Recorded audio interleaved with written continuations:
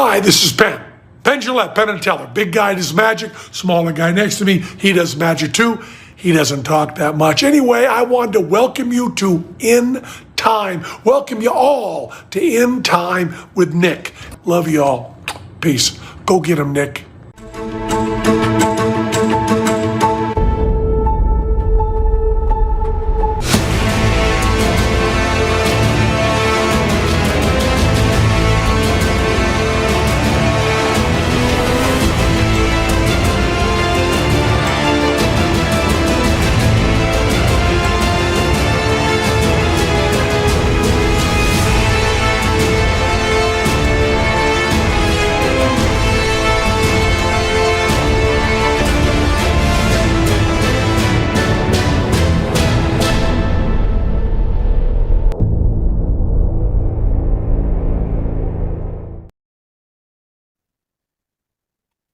Hello, and welcome everyone to In Time. My name is Nicholas Lamar Suter, and once again, we are facing another U.S. election.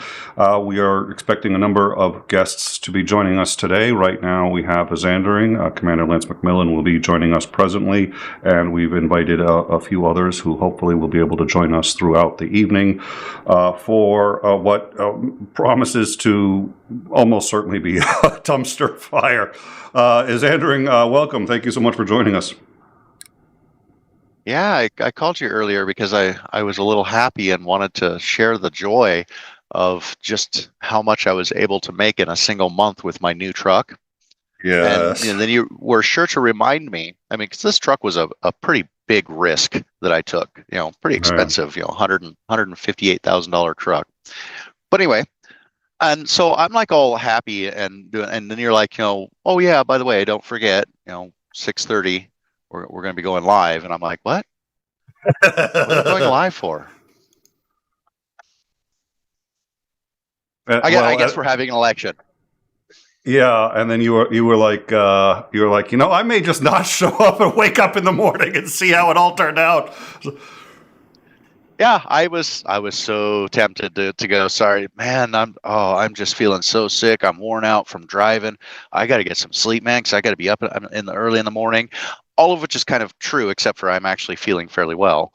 But it's like I think I'm gonna have to pass tonight just so I can pass out and skip all of this madness and just wake up and find out if we have a country tomorrow or not. Yeah. Well, that's, I think, going to be kind of our goal today, is to see whether or not we've got a country. We did get a super chat. Johnny Neddegrad, 22. I want to say Swedish krona. I think that's going to be my answer. I'm going to stick with it. Ladies' night, beat the bully, Slava Ukraini, Heroyam Slava. Thank you so much for the super chat. We really appreciate it, and especially on nights like this, which is going to be a long night and a lot of people working very hard. So let's talk about what we're going to do tonight. Norwegian. Thank you. Yep. Okay. Thank you. So couldn't you tell by the little accent over the A? I mean, come on. I should have. I am. It's been a while. I'm still getting my feet out under me there. But so what are we looking at? That's a really good question. So long story short, there's obviously only really two potential candidates who could win, Harris or Trump, and there are a couple of other candidates on other ballots that are making things really kind of silly or crazy, but those are the two candidates. Trump has already begun to say that if he loses the election, the only possible way that could happen is if it was rigged. To the best of my knowledge, this is the first time in U.S. history where that has happened, where a candidate has come out and said, if I have lost, the only possible way is if it was rigged, even before the election. So this is the last time, Trump ran and claimed that he lost because of voter fraud, which is absolutely not true. Some 50 courts and various independent organizations all certified that there was not any sufficient voter fraud that would have changed the outcome of the election by any stretch of the imagination. Having said that, he continues to say that he won the last one and is now saying that if he loses this one, it will also have been because of fraud. There have been some cases of fraud. We saw earlier what appeared to be the single largest case of fraud in U.S. history, but we're still looking into that and have not been able to confirm it. A significant number of double voting that appears to have happened on the Republican side, but we cannot yet confirm it. And so we're holding out on that. Having said that, if we have a Trump loss, I think we are looking at any number of potential scenarios. My hope is that the worst of them will not include violence. We've had anecdotal reports of MAGA preparing to, tonight, this very night, rise up and engage in something. The U.S. government is well aware of this and has been preparing for whatever happens tonight. So my hope is that it's much ado about nothing. But that is certainly our concern if Trump loses. If Trump wins, my concerns are obviously significantly greater. The chance of violence, I think, is significantly less. There's been a poll that just came out, I think, from the Washington Post that said that Harris voters are much more likely to believe the results, whatever they are, than Trump voters, which kind of goes without saying, given what we've been seeing.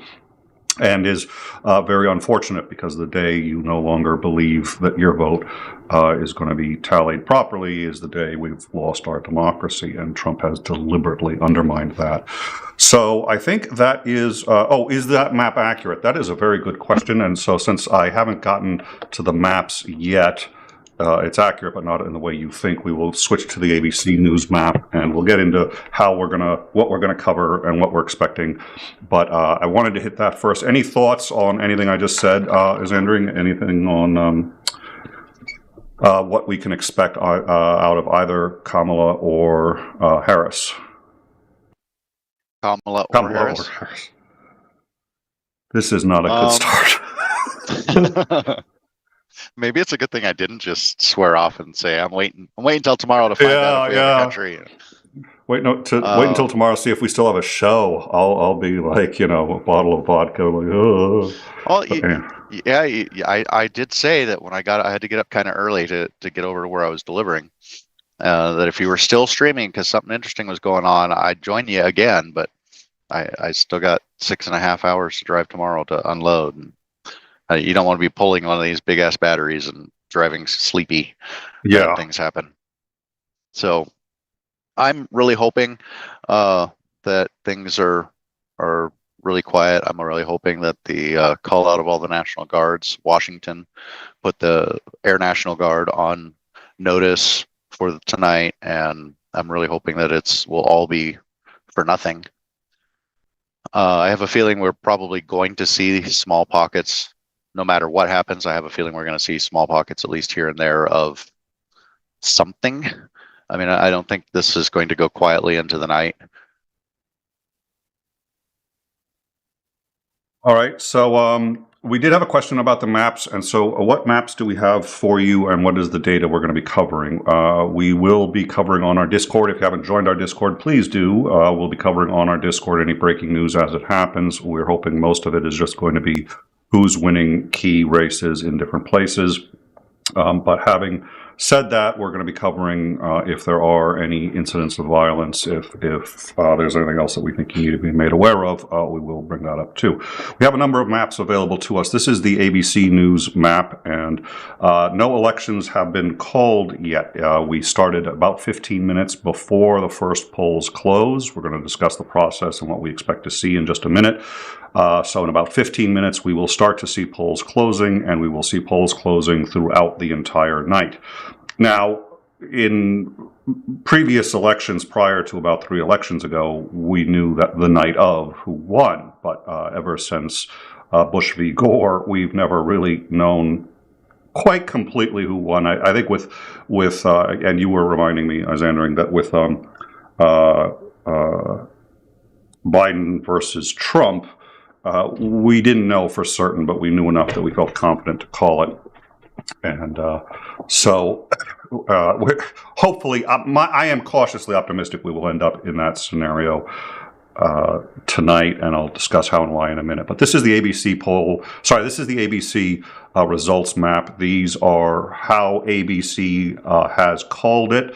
Now, ABC and most of the organizations that we're using, what they're going to do is they're going to call it before all the results are in. They use a rather complicated metric. Different organizations use a different metric, but essentially what they do is a combination of exit polls and the data that has already been counted, all the ballots that have already been counted, to project past a certain likelihood. And if it's past basically 98 or 99% that a certain person is going to win a state, they then call that state. Now, not all the ballots will have been counted, but sufficient will have been counted that it's unrealistic to expect that that state would flip and switch colors.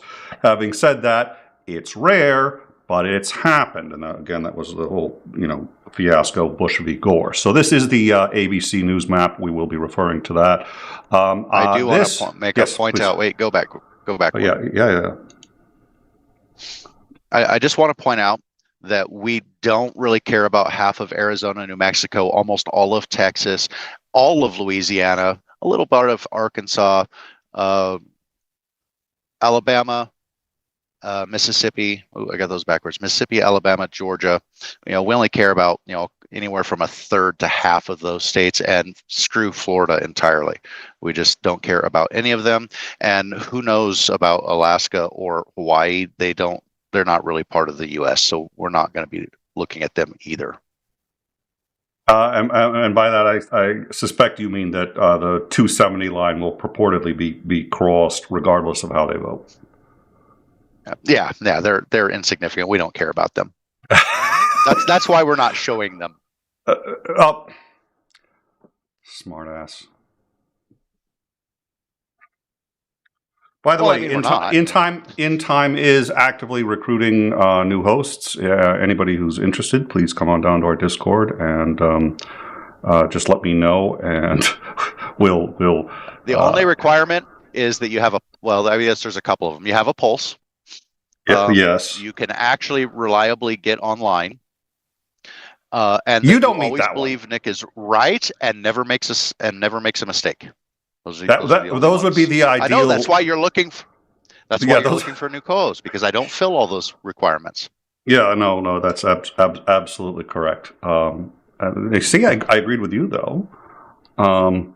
So this is the a Reuters map, and it has a few things that differentiate it. It's a little harder to read, unfortunately, so I'm not necessarily staying on it, but it also covers the Senate, House, and governor races. So if we switch over to the governor, for example, you can see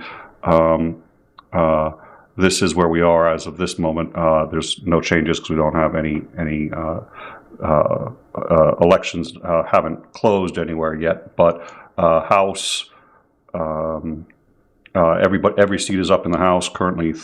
I guess 3 have closed, so it may be that those districts. Oh yeah, those are the early.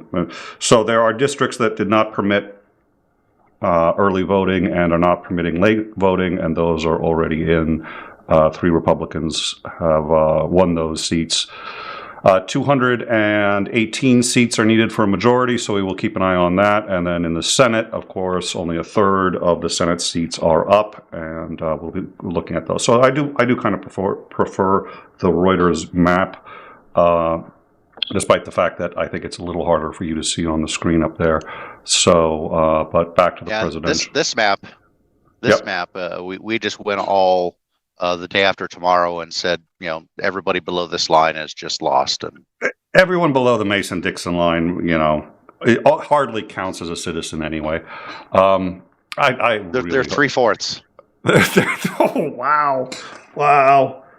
Oh, we are going to get demonetized until next year. Historical precedent. Well, not for everybody south of the Mason-Dixon line, but not for everybody. I'm definitely keeping an eye on that Washington one. I'm pretty curious. And then we've got an Associated, so that's Reuters, and then we've got the Associated Press one, but this one's also a little hard to read, so I may just be avoiding it. But this one, weird.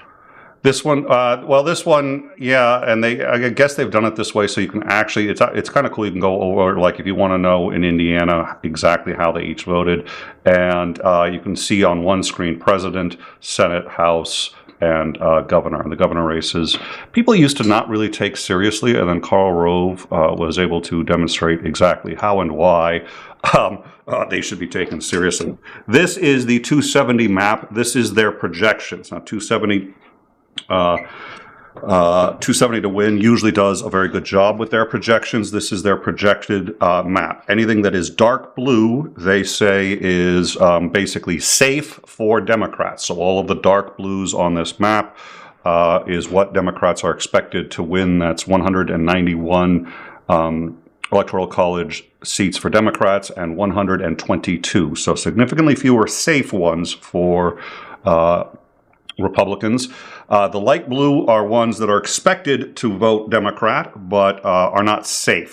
There's still a possibility they could go the other way, but not as likely. There are 35 of those and for Democrats and 97 for Republicans on this map, and then the toss-ups are the tan colors.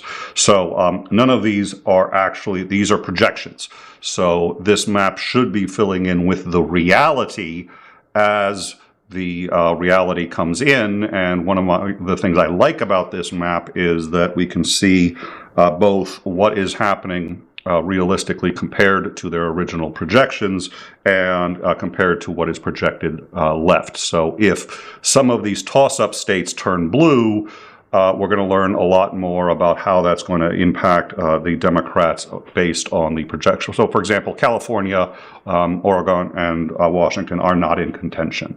They're not in contention. They're just not in contention. Those are going to be blue. So New York is not in contention. Vermont, Massachusetts, none of these states are in contention. So whereas none of that is taken into account in this map that we were using, we weren't using, but we have, or the Reuters map, these are just the votes as they've been cast and as they come in. This will integrate that with the projections that the road to 270 has. 270 actually being what you have to cross in order to win the presidency. So that, ladies and gentlemen, is where we stand. So, Michael, thank you for pointing that out. Is that map accurate? Yes, it's an accurate prediction, but it's not where the voting has come in. So, a few other things, actually. So while these predictions are made, the states can't actually be legally called. So California can't be called legally. Neither can Oregon. You cannot call a state that has not closed. As soon as they've closed, you can call them. You can't call them beforehand. The reason is this would be election tampering. So even though everybody knows that California is going to be blue, it's just going to happen. Everybody knows that the dark blues are going to be blue.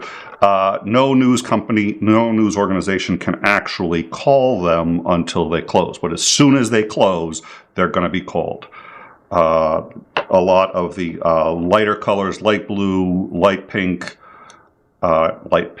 pink is already light red. Anyways, those, what will happen is, as I said before, they will be called based on a metric of exit polling data and whatever's already been tallied. We do know that there have been a large number of mail-in ballots and a large number of claims as to which ones are being helpful for whom. And I do believe Commander McMillan has joined us. Lance, are you that? Whoa, yes, I will. Obviously, he has. I will say that my keen sense of, I think he's joined us. Yeah, just Even Savvy Savvy can hear that. Yes. Savvy can hear that too, can't you? Yes, you can. Oh, and there he is. How are you doing, sir? It's been a day. Your shirt reminds me of Logan's Run every time I see it. I don't know. I feel bad for the people. Anybody who knows the reference is way too old, myself included. Yeah. So we've gone over the basics. We've gone over the projections. What are your thoughts? Do you have any ideas as to what we're going to see tonight? What's going to happen if Trump wins or loses? We already know he's not going to concede no matter what happens. But what are your thoughts? I think the outcome will be determined fairly early because the three states on the East Coast, Georgia, I think it's North Carolina and Pennsylvania in particular, the direction they lean will pretty much determine what the outcome is going to be. If we assume the other red, blue, pink, light blue, what have you, fall the way that they usually do, then it is going to be those determinants. So I think we'll have a really good sense of where things stand probably within 3 hours. I've got to tell you that is contrary to the popular belief, but I agree with you. I think I think it's going to go for Kamala, and I think we're gonna have a pretty good idea by tonight. I don't think it's going to be. Whether or not, how or what it calls it declared by tonight is going to be another question, because we've already got reports of Trump saying that the only way he could lose, and I don't know, I know politics isn't your expertise, but I'm not aware of any candidate in U.S. history in advance saying the only way he could possibly lose is if there was cheating involved, which has been what his campaign That's is. his only narrative. That is his only narrative going William into Taft. this. And he's William been Taft challenged it. and he's been saying this shit for 6 months. And there's no validity to it. There really can't be. Everything, all the anecdotal evidence in terms of people who've talked about it, and people who were former GOP who are saying, "No way, I'm going to vote for that guy." Then people claiming that, well, the black males aren't going to turn out for Kamala. Well, there's a lot that suggests that that's not the case, and so on and so on. So I really don't see how it's going to be much of a decision. I think the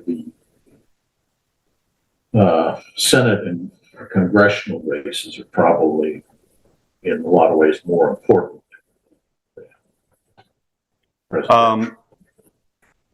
And even the gubernatorial mentioning that. Yeah. And now Taft contested it, but he contested it afterwards. This is the first that I'm aware of somebody beforehand essentially contesting any possible loss. And that's true, though.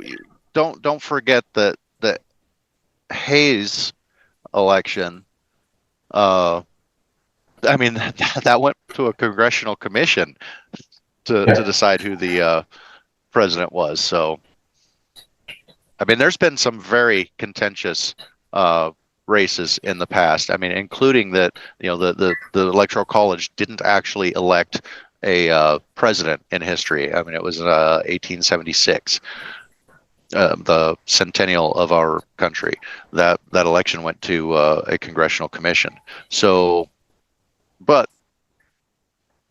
we have seen quite a lot of what is the word I'm suddenly looking for that I can't think of, and it's a really simple, stupid word. You and I both tonight. I don't know what. I know. The rhetoric has been ratcheted up over the last 16 years, and it just seems like every election is more dire and more dire and more dire. The rhetoric gets more and more and more extreme. So,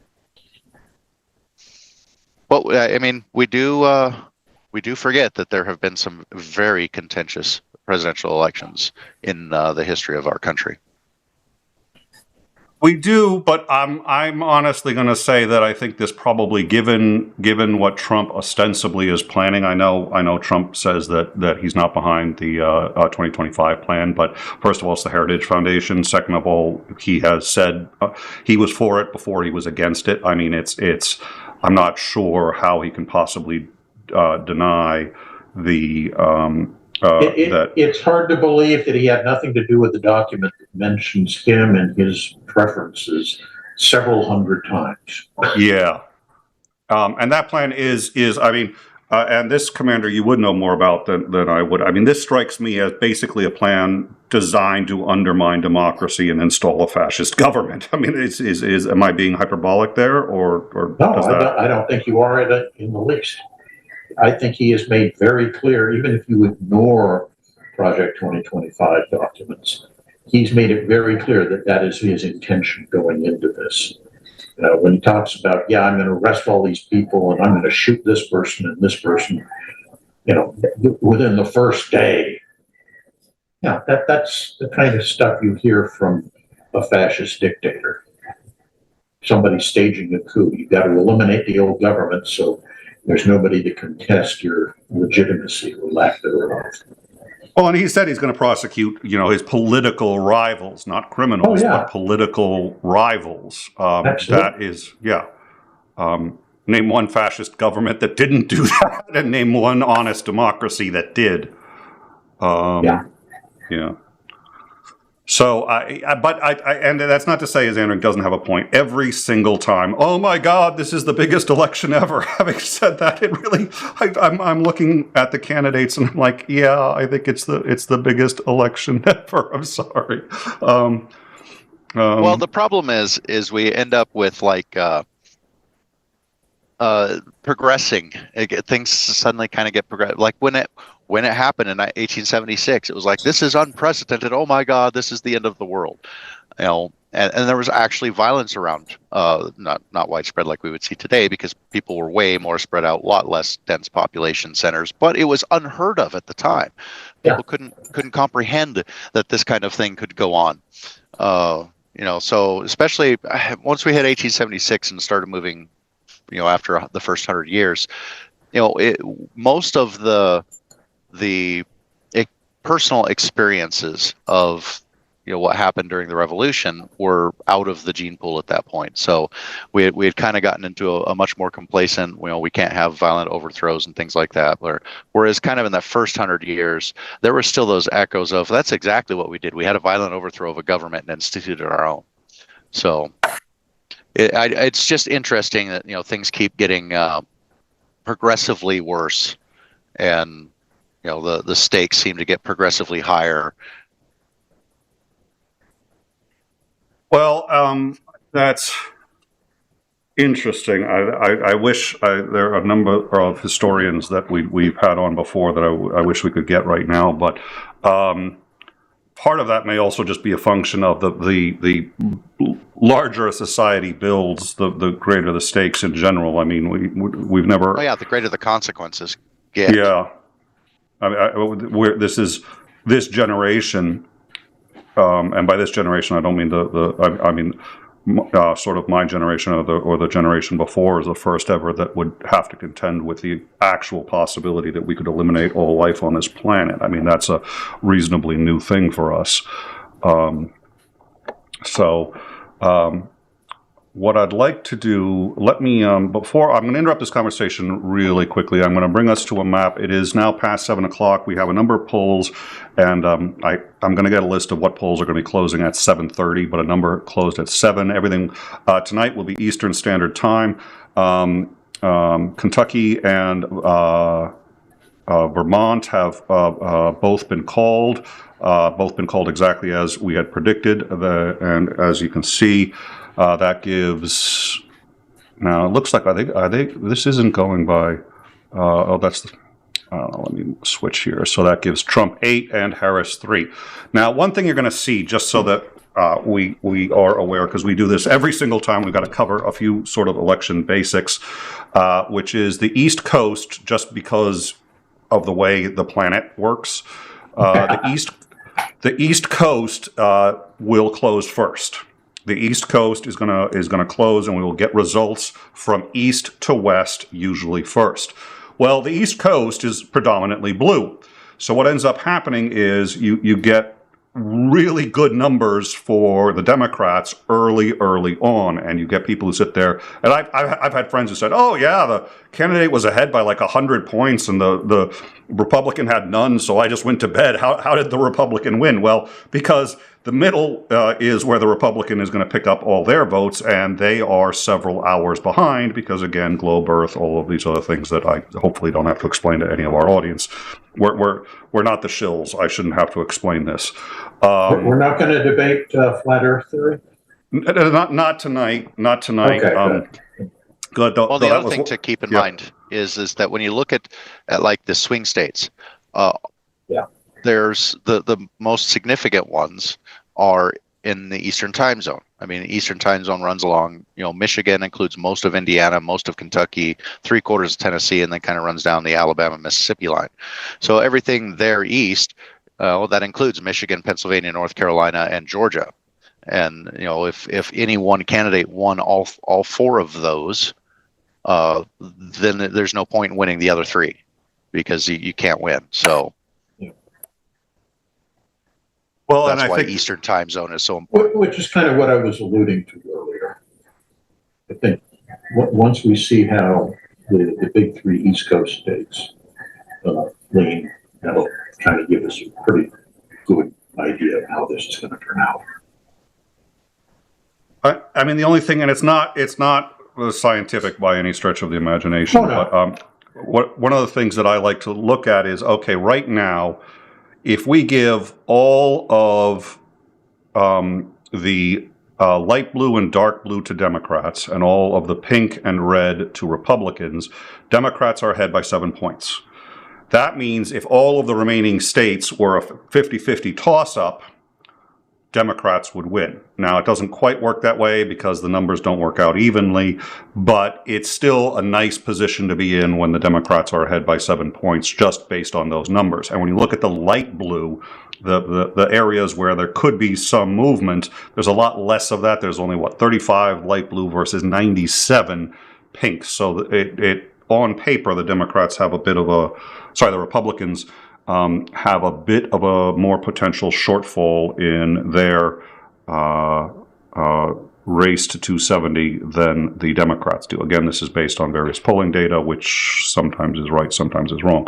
For me, one of the reasons, and I'd like to ask each of you who you think is going to win and why. I think it's going to be Kamala. The reason I think it's going to be Kamala is because on top of some of the polling things that I know Commander is going to mention, I think there are a lot of people who will not admit to voting for her who do want to and will vote for her. This includes some men who are not necessarily misogynistic but have a lot of misogynistic friends.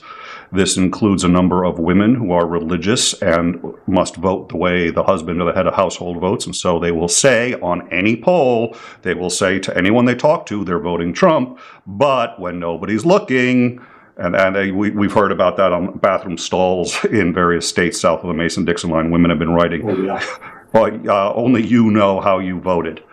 And between abortion rights, between some women who want to see the first female president, between any number of other issues, I think we are going to see more people who are going to lie to pollsters, say that they're voting for Trump, who actually won't. And I think this also includes Republicans who are much more of a traditional conservative Republican who will publicly say, of course I endorse my candidate, and would never, ever vote for Trump. If you've got Cheney saying that he's endorsing Kamala, I think you add all of those things up, and she's already 1.6 ahead in the polls, which is within the margin of error. But if you add all that up, I am cautiously optimistic. Right? Let me start actually with Isandring. What are your thoughts? My thoughts are there's a hell of a lot of weird ass shit going on. Like, for example, apparently law enforcement's currently responding to multiple bomb threats at 7 voting precincts in DeKalb County, Georgia. The city of Milwaukee has announced that it's going to have to recount approximately 30 to 40,000 absentee ballots that have already been counted due to an issue with one tabulator not being sealed. So yeah, there's It may be a long night.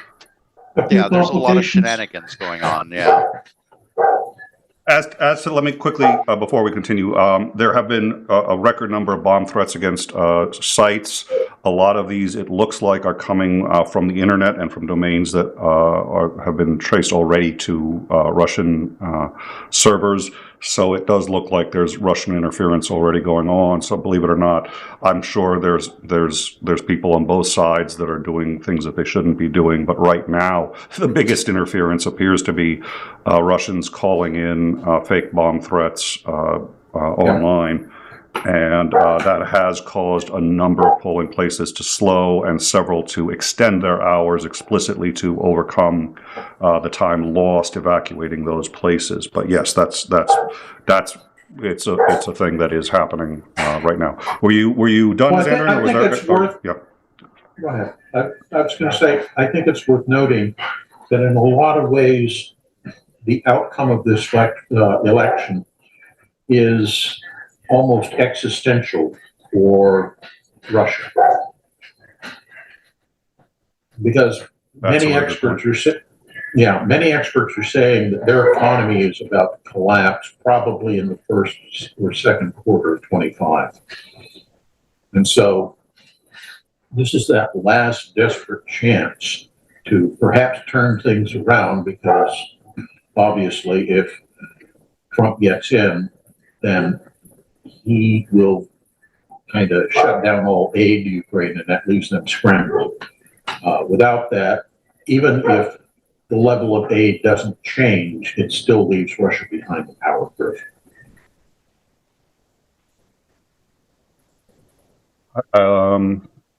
All right, so we've got, just so that people are aware, we started at 6:30 so that we could cover a number of polls closing. The polls have already closed in Georgia, and they actually have already begun counting. They began counting mail-in ballots October 21st. There are some states that don't begin counting. What most states have done in the past, because of COVID, this has changed, but what most states have done in the past is they don't even count the mail-in ballots. They don't count them unless the total amount of mail-in ballots exceeds the amount required to change the election. So if there's even just one over, assuming you gave all of them to one party versus the other, if that could change the election, then they count them. Otherwise, they don't bother. So that has been the way it's done by almost every state until now. Now they begin counting them early. As Isandring had a point I'd like to bring in with that. But so as to Georgia, the polls have closed in Georgia already, but we do not have any results, but we are expecting the results tonight. Some rural counties end up taking a little bit longer to send in their votes, but once and Georgia is an important one, but because the polls have closed and Georgia is reporting that they expect at some point tonight to have results. North Carolina closes in about 10 or 15 minutes, and we expect that one to report almost immediately. And then at 8 o'clock, we will see parts of Michigan and Pennsylvania close. So as those close, we'll be able to start already possibly getting a picture, especially since Pennsylvania is so important. All right, I think somebody was speaking, and I'm not sure who that was, so apologies. Have your dogs voted? They seem to be very interested in the outcome of this election. I think they're far more interested in the fact that Mommy and Daddy brought home takeout after we finished with our eye doctor's appointments. And so they're insisting that we donate some to the cause. So, and they've said this, Donald Trump has said that he's going to drop the sanction. If Donald Trump wins I think the outcome for Ukraine is catastrophic. Yes. I think aid is going to stop. I think he's also going to undermine NATO. How badly could he undermine NATO, and how much is NATO? This is a good. I had sworn today I'd reschedule our missed our missed meetings with Brigadier General Benjamin Hodges, but this would be a good question for him.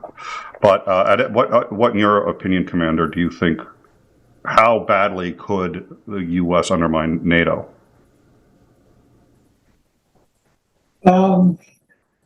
Pretty significantly, and I think that NATO is aware of that.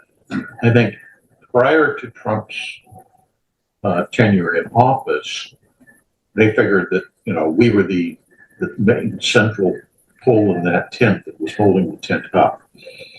And after that, they are becoming very leery about how dependable the U.S. can be, to the extent that I think it's president or vice president of the EU Council, in maybe a week or 2 weeks ago, had said something along the lines of, Europe needs to seriously consider forming a cooperative defensive alliance outside of and in addition to NATO, because the U.S.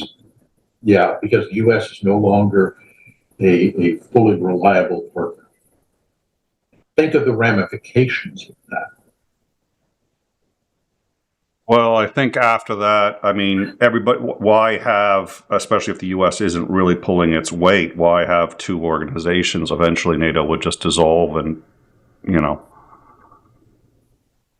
All right, so potentially. So it looks like AP has Georgia in light blue. Let's just see if, okay, now that's Reuters. Yes, AP has Georgia in light blue and Florida in dark red. I'm not sure if can you guys see that? We'll scroll that up. So that's nice. Vermont. Yep. We've already, there you go. It doesn't look like dark red. That looks like pink for Florida. Yeah, I'm sorry. I think I said dark and I meant to say pink. So pink for Florida. Georgia, light blue. Let's see what they've got. Now, is this overall how many precincts, or just this is precinct by precinct? I'd like to see the actual levels. So we'll get back to that. But let's see now what they're now. I wonder what the dark. Okay, Florida results polls closing at 8 p.m. for Florida. So they've got to just be going by exit polls. Polls are closed in Georgia, but they don't have it yet. Polls are closed in South Carolina, and polls are closed in Virginia. So why is polls closed at 8 p.m. Eastern? I don't know why that's that. And New Hampshire, polls closed at 8 p.m. So I think 8 p.m. is going to be obviously a very, yeah. I think, but I mean, I think Georgia, if Georgia goes blue, that is a very good start for Harris, I think. Yeah. I was watching a bunch of different news programs over the weekend, yesterday, and it sounds like a lot of experts are saying the one to really watch is Pennsylvania, because as Pennsylvania goes, that will kind of determine the outcome. As well, Pennsylvania is usually one of the battlegrounds. I heard, and I'm trying to remember who had suggested this, that Ohio may flip, and that would be obviously very surprising. Ohio. That would be huge. That would be huge, and I think Ohio has not voted that way in my parents' generation, let alone mine. Yeah. But the thinking is that women's rights, abortion rights, are so important there that may be decisive in changing it. Now, you'd think the pollsters would have picked up on that before, but you know, I mean, that would be quite shocking if that happens. But I've heard a few people suggest it, so we'll see. Ohio is in fact, Ohio is in the pink, which is surprising. It's surprising to see Texas in the pink for like a third election in a row. If Texas is in the pink, you're doing something wrong. Well, Texas has always had an issue with, they occasionally will get, you know, like the governor will be Democratic or one of the senators will be Democratic. They're never wholly red. But I think that's why they put it in pink, because the possibility exists of it slipping one way or the other. And we have a super chat, and thank you very much for that. Again, it's going to be a long night, so we really appreciate all that support and help. Sinister Porpoise, $2. Los der Trumpenführer Los. I think I pronounced that correctly. Somebody can correct my German. But I like that.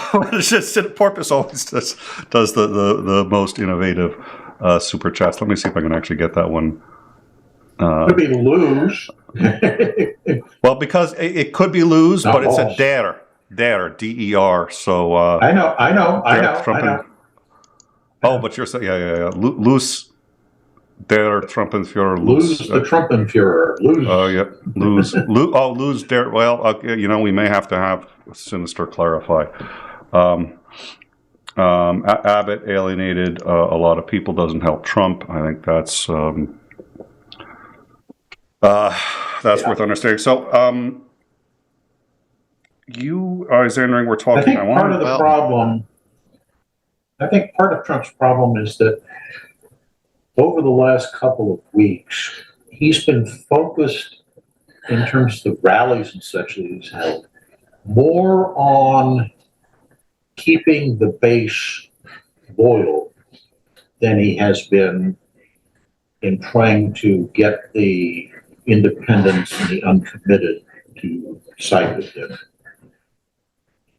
And conversely, Harris's campaign has been very heavily focused on trying to sway the uncommitted. I was reading an article about a person who lives in Pennsylvania, and they said even though they typically voted Republican in the past, they decided that we're going to be voting for Harris this time. So they turned up at a Harris event where it was going door to door to try to get out the vote kind of thing. And he was very surprised. That was the third one they won that day from that particular location. And each time they had more people volunteering to go out to stump for Harris than they'd ever had before. Yeah, and he said it was really kind of surprising. He said at his house in the past week, no, it would have been about the past 10 days, he'd been visited by Democratic canvassers a total of 11 times.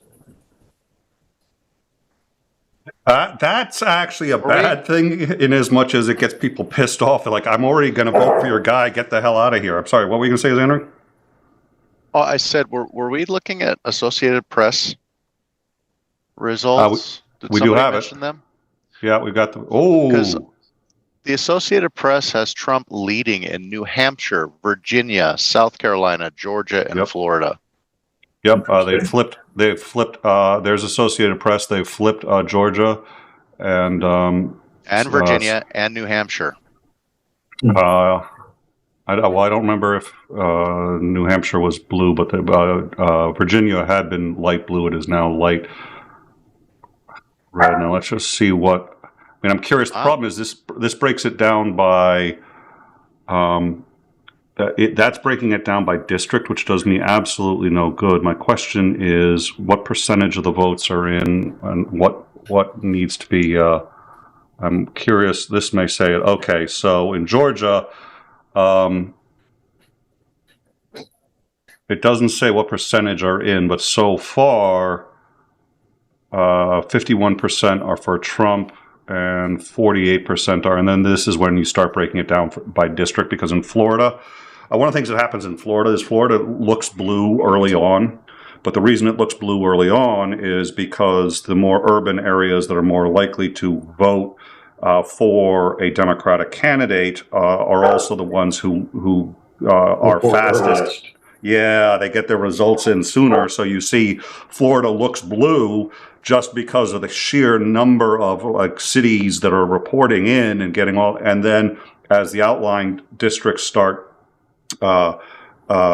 bringing the results in, all of a sudden the red starts catching up, and eventually the red basically usually overtakes the blue.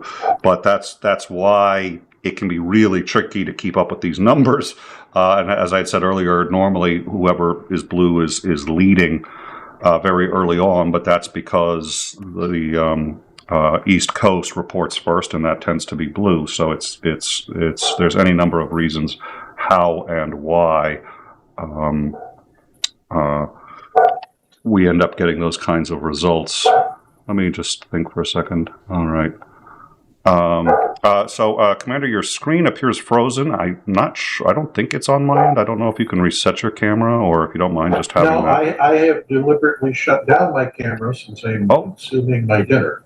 Oh, well, that would be a good reason to. Well, we'll just keep the. We'll call this the. At least one of your viewers has complained in the past when I had a snack or something, and so I'm hiding the horrible sight of my eating from the audience. My guess is it was Joe. Joe's a troublemaker. Yeah. I've seen enough, and based on my stellar record of being correct on this show, I'm going to call it 304 in favor of Trump, 277 to Kamala. 304 and 304 Trump to what Kamala? 277. Did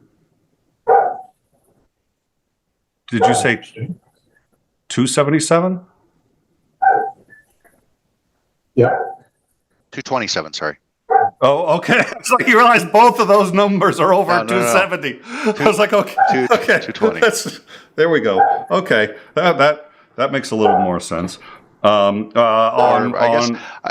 guess today it would be because I forgot they changed the whatchamacallit, so I'm using an old map. So 232 for Kamala. Okay, and on what grounds? My stellar record of being absolutely always correct. I mean, how many times have you pointed out that I've never been correct on anything in my life? So that's true. So if and I think Sinister got this correct. When was the last century Isandring was correct in? So let's hope that your record keeps up. Fake news.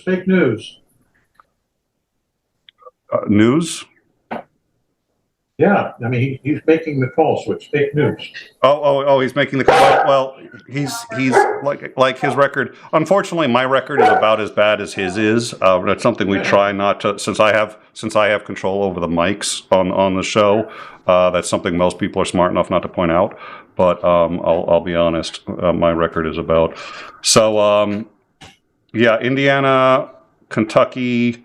Vermont has gone to Harris. Let me just see here based on, I mean, none of these are surprises. Maine splits their delegates, so they're saying 1 will go to Trump, 3 will go to Kamala. It's really, I think we're waiting on Pennsylvania, North Carolina, and Georgia. And if Georgia really is turning red, which it appears to be, oh, New Hampshire's back in the blue. What AP is starting to. I normally like AP, know. but So Virginia's back in the blue too. Not yet, but if not that I see. So who knows?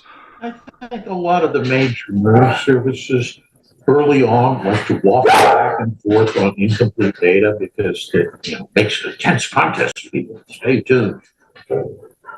And unfortunately, Jill Stein and Chase Oliver are still at 0 electoral votes. They're not going to get a single electoral vote. There is no. I got into this argument with someone earlier. They're like, oh, if they get 3% of the vote, they become another party. I was like, it's 3% of the electoral college vote. Do you know how hard it is to do that, given the way our system is set up? Yeah, they'd have to win a significant state. Yeah. Though it's not insignificant inside of a state, because if they can break 15% in inside of a state, they're classified as a major political party, which opens up a lot of other things that they can do in the state. So within that state, yeah, within the state, the state classifies them as a major political candidate or major political party. When was the last time that any party cracked that threshold to become a viable major third party? No, I meant a third party. Right, the Republicans. Way back then. Yeah, from the Whigs. That tells you a lot. Yeah. It was the Republicans, and they're like, wait, no, I'm talking about a third. Yeah, they were a third party. All right, so let's see. We are nothing like going back to 1864 to figure that out.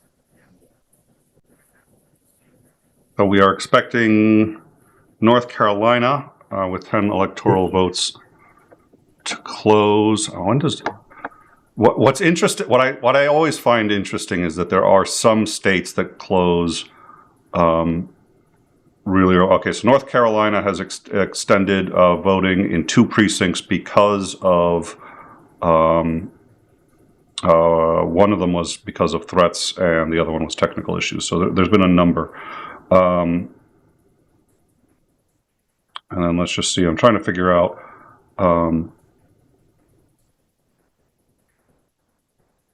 Georgia voters, yeah. So CNN is actually saying that they believe, just based on exit polling, that Georgia is going to go to Trump. That's what CNN is saying. So obviously, it is light red. So we will. Yeah, not surprising, because the party there has been doing all sorts of shenanigans to squash minority voting, approach rules, no Democrats, and that kind of stuff. So, I mean, it's the fact that he hasn't been trying to court independence anymore, and is really Trump. I mean, and is really sort of trying to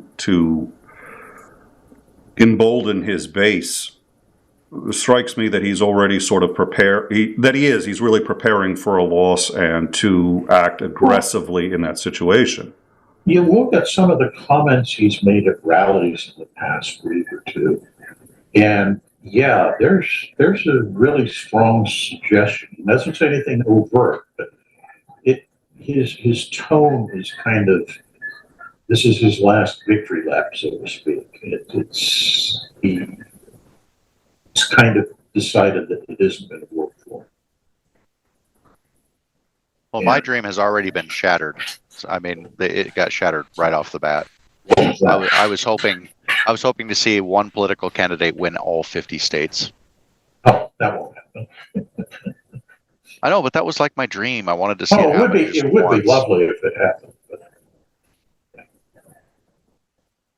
So, and then, earlier today, Trump went to, I think he votes in Florida, if I remember correctly, which makes one question, because Florida actually has a clause that felons are not allowed to vote. But, that's an interesting point.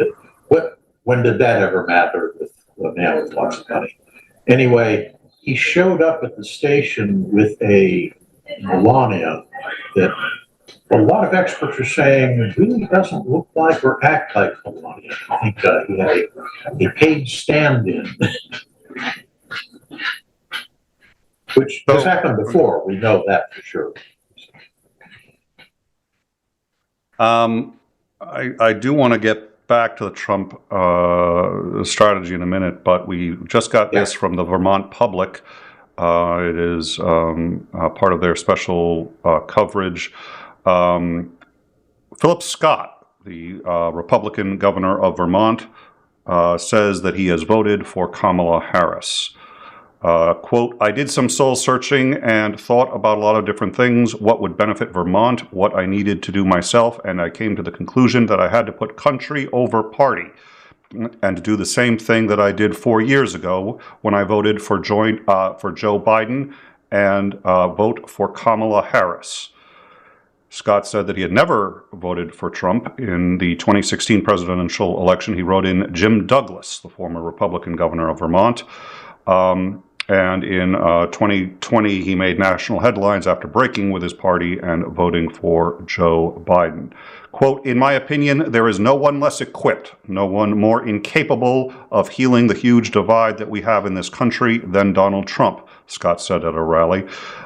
He made a career throwing fuel on the fire of hate and anger. So that is from the Republican governor of Vermont, Phil Scott, who has cast his vote for Kamala Harris.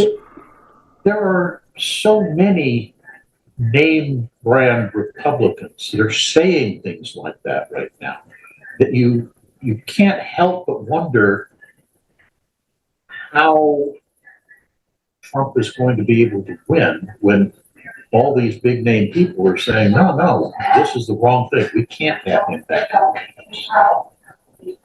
And I'm a little cynical about that. Yeah. The reasons behind why that's happening. Well, my cynicism just jumps immediately to Trump is too much of a disruptive force, and they want to go back to business as usual. So they don't want Trump screwing everything up. So they kind of want to go back to the, two wings of the same bird, and Trump screws that up. So that's why I think they're coming out against him. They're trying to get him out of the party so that they don't have to deal with it anymore. They can just go back to, it's your turn this time. It's our turn this time. I totally agree with you, Xander. But I think that there's so much of that going on right now that you can't help but wonder how he's going to be able to overcome that to win. Because when influential names in the party start talking like that, there's got to be some other people who are on the less blood red side who are thinking to themselves, well, if these people are saying it, then maybe I should reconsider. But that didn't really work when Mitt Romney and McCain, who were stalwarts of the Republican Party, basically denounced Trump. It really didn't work. He seems to be immune to that. He seems to be reaching the common man, and anyone who denounces him is a career politician who should be dismissed. I'm sorry, Xander, I think I cut you off. No, that's kind of sort of what I was going to say is I'm not sure that it's going to affect his electability so much. I do, however, think that will affect his ability to actually govern and do anything, because he's going to be facing so much opposition from his own party. But it just doesn't seem like some of these prominent Republicans smearing Trump or coming out against Trump has really had that much effect against him. It doesn't appear to have. It's from what I can tell, it's amazing to see the damage that was done to McCain for ostensibly doing the right thing. And Mitt Romney, who I have not had any confidence in whatsoever, and he was governor of Massachusetts, so I don't know what to say. I do think we may have a poll closed. I need 1 minute, so if you two gentlemen can argue about something. Argue about something. Pepsi. Coke. I was thinking something. I was thinking something salient to the issue at hand. But if I have to be more, I can't believe I actually have to clarify that. But okay. Hey, alcohol is a solution, chemically speaking. That's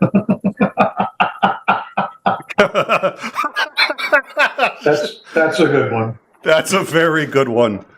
I just want to remind everyone for this election. Yeah, I actually had something salient I was going to say. In my little town here, which is tiny, somebody has this election sign up in their yard that says, "Vote for Jesus in 24. It's our only hope." So, my fatalism responds to that It's like there is no hope. It doesn't matter who wins. Oh, I know, but I'm just thinking it's interesting because most of the people in this very rural area tend to be Republicans. And so when you see that, you assume that it's certainly somebody who's probably, well, obviously a Christian, but probably also has been a Republican for most of their lives, and they're so frustrated with what's going on that they put that up. They couldn't come to the point where they could say no, vote for Harris, but they're willing to say something that obliquely is a condemnation of Trump. So Aunt Jer has answered one question here that we wanted. Apparently, Florida does have felony voting laws, but they indicate you cannot vote if you are a felon in Florida. Trump is a state felon in the state of New York. Florida defers to the laws of the state that the voter is a felon in. Makes sense. Okay, I have to clarify. If you have some bourbon with a splash of water, it is a solution, chemically speaking. I don't remember about the joke about the solution and the precipitate, but all right, let's see where we stand here. I want to see, I mean, AP for me is one of the most trusted, and they have been waffling all over the place. The Georgia one kind of hurts, but if he gets North Carolina and Virginia, I said he, I don't know why, the blue, I don't know. If she gets Virginia and North Carolina, let's see, going back to our projection map, Virginia was already light blue, North Carolina was 16, which is actually the same number as Georgia. Wow. I'm not even ladies and gentlemen, if this goes to like 4 a.m., this is why nothing coming out of your mouth will be credible. this is why we don't allow clipping on this channel, is because like by the time I'm like completely blathering, people who could just clip it and say, oh yeah, this is a serious news show in time. Take a look at Nick, who can barely find 6 words to put together in a sentence. But I'm pretty sure there were 6 words in that sentence. There's a little more than 6 words in that sentence, and they actually had a proper sentence structure. But I'm guessing within a half hour it's going to start to fade. I'm already having difficulty, and I'm sober. That's why when I do the shills, are always like, "We need to get you drunk." I was like, "No, nobody wants to see that. Trust me, nobody wants to see that." All right, so. Looking at right now, as I said before, we've got for the light and dark blue, 226 for the Democrats, light and dark red, 219 for the Republicans. So they have a bit more to cross on the toss-up states than the Democrats, but not by much. The difference there is only seven delegates. So we'll have to see where it goes. Right now. By this projection, North Carolina, which is 16, would go to Democrats, and Georgia, which is also 16, would go to Republicans, and both Maine, New Hampshire, and Vermont are all light blue, so if any of them flips, it'll kill a little bit of the gap that the Democrats currently have, but it won't be a huge... what time does Hawaii and Alaska close? That's a really good question. I want to say Hawaii closes, if I recall, it's something like 5 a.m. Eastern. I could be wrong. But it's pretty, but unfortunately, because of, again, people have made this complaint repeatedly, because of the way the system works, their votes don't, quote, matter. I mean, I don't think that's the proper way to look at it, but Alaska closes pretty early, if I recall, for Alaska. In fact, I wonder if it says it right here. I'll try looking up. That's a good question. So let me go see if I can find that.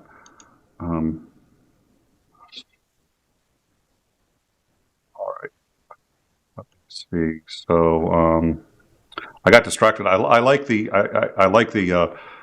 the Vermont governor voting for and admitting that he was voting for Harris. We also have, let's see, I mean, there's the usual. Okay, so there's in Iowa there's been some malfunctioning equipment, but there's been another bomb threat in Jacksonville, and it looks like voters were briefly diverted. Not sure what.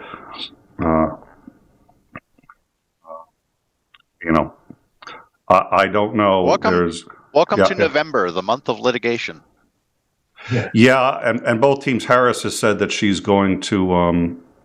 Harris has said that she's got a whole bunch of lawyers ready for his lawsuits. We also had this from the U.S. Capitol Police, quote, our officers, now this was earlier today, this was about 4 hours ago, our officers just arrested a man who was stopped during our screening process at the Capitol Visitors Center. The man smelled of fuel, had a torch and a flare gun. The Capitol Visitors Center is closed for tours for the rest of the day. While we investigate, we will provide more information when we can. The fact that he smelled of fuel, dear Lord. All right, so let me just see. Polls have closed. So it looks like polls have closed North Carolina, Ohio, and West Virginia. So I guess we'll be seeing those. I didn't think Ohio would close this early, but it looks like. Well, they're already calling Indiana, Kentucky, and West Virginia for that Trump won those three. Okay. Big challenge.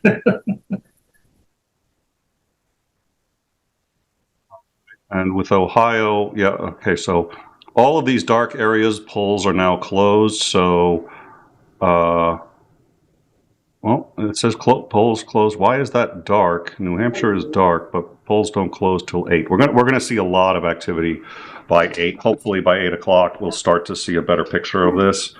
But again, we're going to look at our projection. This is 270 to win. This is the projection. And to the best of my knowledge, has anything gone outside this projection so far?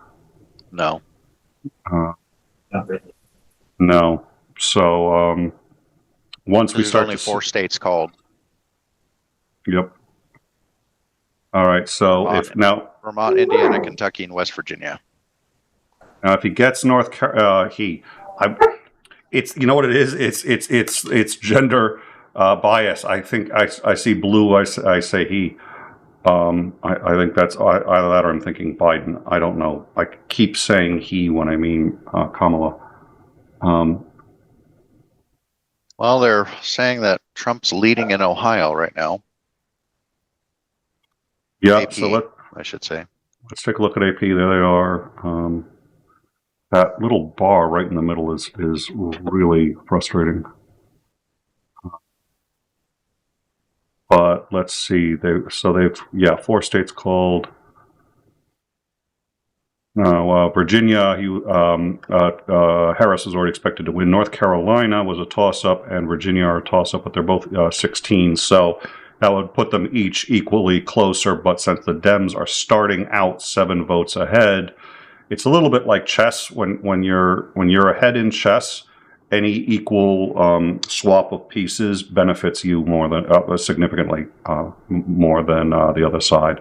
So if they both get 16, since the Dems are ahead, that helps them both. Obviously, though, if she got Georgia, I think he'd be in very, very big trouble. We're not there yet. Like I said, I'm trying to figure out.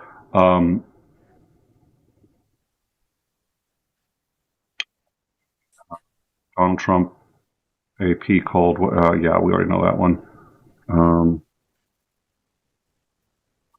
just trying to figure out how many more. There's been, like as we've said before, there's been a larger than expected number of bomb threats. These appear to be actually coming from Russian sources, and in all cases, there hasn't been any actual bombs or anything like that I'm aware of. And in most cases, the polling precincts have extended their time. So in the states where this is happening, we're going to have individual precincts that are going to close as many as 2 hours later than the rest of that state. Mail-in votes in Washington County, Pennsylvania, expected to be posted shortly after polls close. So those were all supposed to be in by. Now there are some. Here's the other problem, which is some states now allow you to, and I've got no personal problem with this, although as Isandring, I did want to get your take on this because we were talking about mail-in voting earlier.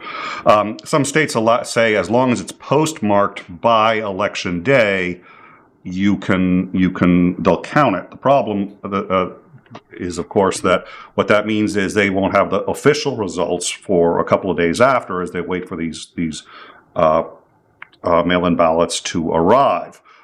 Most states, the latest they'll take it has to arrive by election day. So, Isandring, what is your objection to mail-in voters? And I know there's going to be multiple hands here.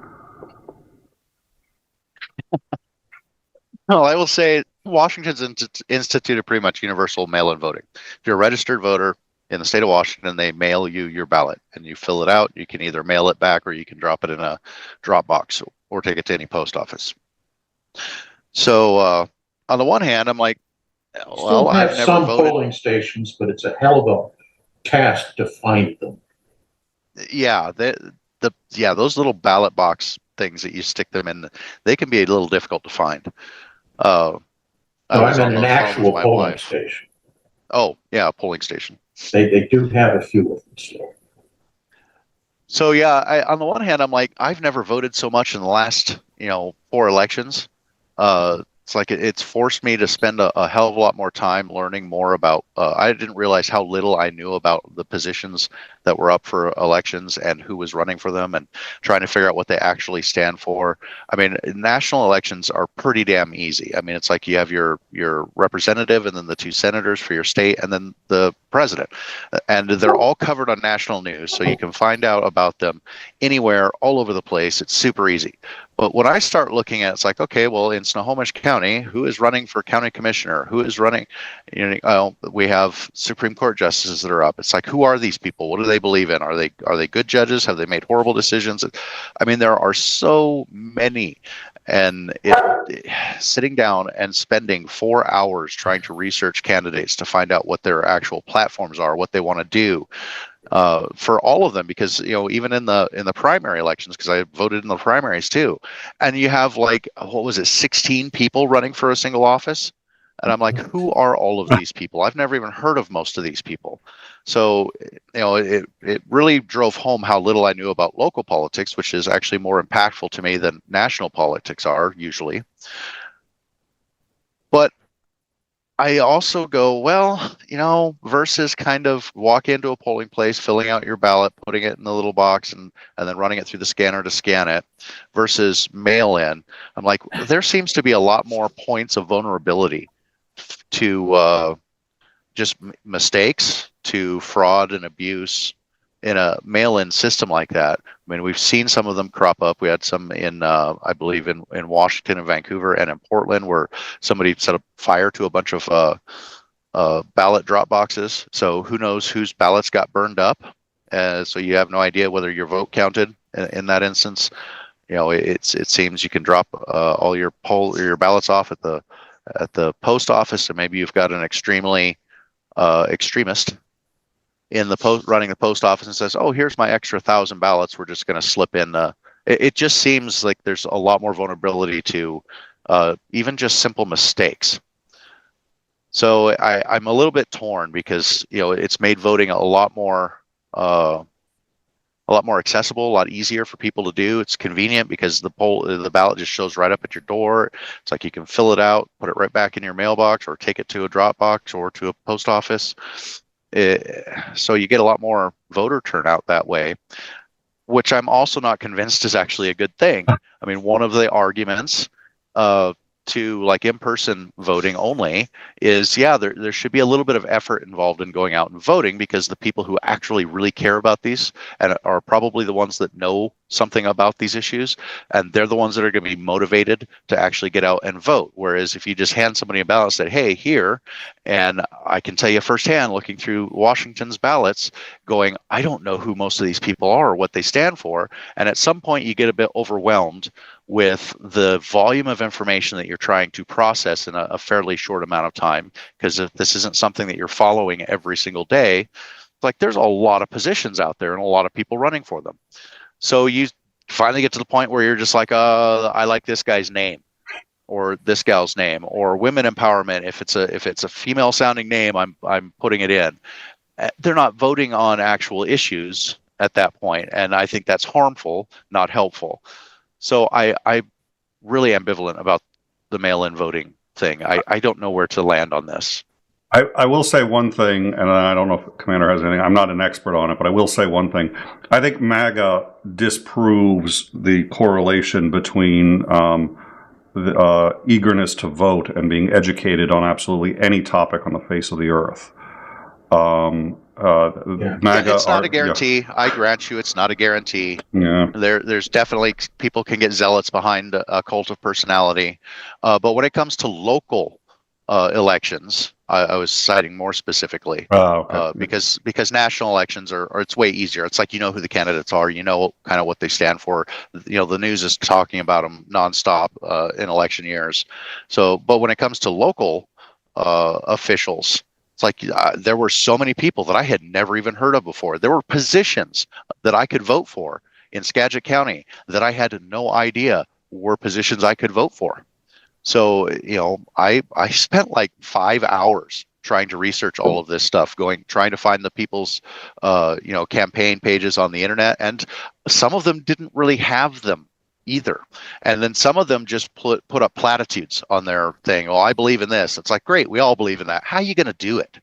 It's like, what is the actual policies that are going to achieve what you want to do? That's kind of important. You know, so I got very frustrated trying to find the people that I wanted to. I would argue the opposite, which is if you're dealing with a mail-in ballot, which you get 2 to 3 weeks before the election, you have time to do that research. Yes, whereas if you go into a polling station and you're suddenly confronted with this wall of names and positions you've never heard of, you're completely in the dark of what you're doing, and you're probably not voting at all for any of that stuff.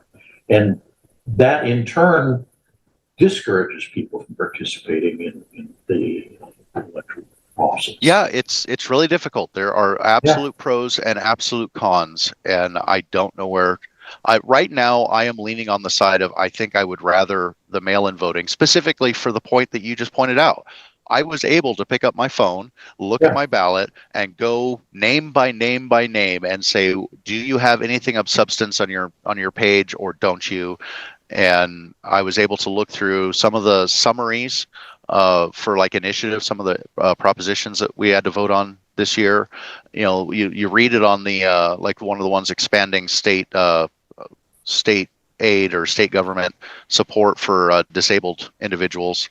Sure. It's like I had to actually that summary was like, okay, but how you do this is kind of important. So it's like I'm not against expanding aid for people who are on the system. I think that it's still run poorly, but given the choice of let's cut it or let's expand it, or vote some more money in for it, it's like, yeah, there's people absolutely dependent upon this system, and so I don't want to cut all of them off. Yeah, I will vote for my state to expand some money into this system, and hope and try and get involved in groups that are looking for ways to make a better system, because the one we have kind of sucks, and that's kind of obvious why they keep asking for more and more money, because it keeps failing a lot of people. So it's really nice to be able to sit down and say, okay, well, let me read this proposition in its entirety, and let's see how is it going to generate the revenue, what is it, where is it going to be placed, what are they expecting to pay, etc. So you're right, that made it so much I could make at least somewhat informed decisions based off of being able to research all of these things with the ballot right in front of me versus going in. So that's one of the reasons why I'm leaning towards, I like the mail-in ballot issue. I think that the pros currently outweigh the cons. I mean, we'll see. My biggest con is it does have multiple points of vulnerability. Let's see how that's handled. And if it's handled really well, then I think I would take most of the negatives away, and I would be all for mail-in voting. But yeah, I'm stuck in this. I don't know which way is better. I think this way is, but time's going to have to tell on that one. Yeah. So we've got, and I'm going to quickly switch to back to AP. It looks like the Republicans did pick up a Senate seat. So if everything else goes so let's go, we're going to go hit AP, and we're going to go to Senate. And this should read, no, this still reads 50-50, but which would be a tie, which means it would be broken by the vice president. But what I'm seeing here is Republicans have picked up a seat in West Virginia, and so that would put them now ahead by one, looking at 51-49 if everything else. Wait a minute. Virginia's seat. Yeah, that's the Senate seat. Okay, I just want to make sure I wasn't confusing Senate and congressional. And we're expecting a few more to close in just a minute. So I think that was a great observation about, because Isandring's right. I always see, like, for all of these positions, I've never heard of any of these names before, and if I had the ballot 2 weeks ahead of time, especially the ones I care about, I could actually look up the names and look up what the various proposals are. The big proposals, you usually get, if there's a statewide measure, they'll give you that proposal in advance, and you can look into it. But for a lot of the smaller seats that are running, I have no idea who any of those people are. So I think that's a very good point. Commander. So let's see. Harris campaign pointing to high turnout in Philadelphia as it fights for the biggest prize on the map. Are they really if let's see, what is that? That's CNN. So I don't believe a word they say. PA. How many? 19 electoral delegates. Okay, so that's pretty big. Ohio is light blue. Maryland, I believe, has been called solid blue. If Ohio goes blue, how many in Ohio? That line is Ohio is 17. Texas is the center of Texas is light blue. Do they bifurcate Texas in some way? I'm wondering why they've only shown. Holy smoke! 53% to 45%. But again, we're going to get the cities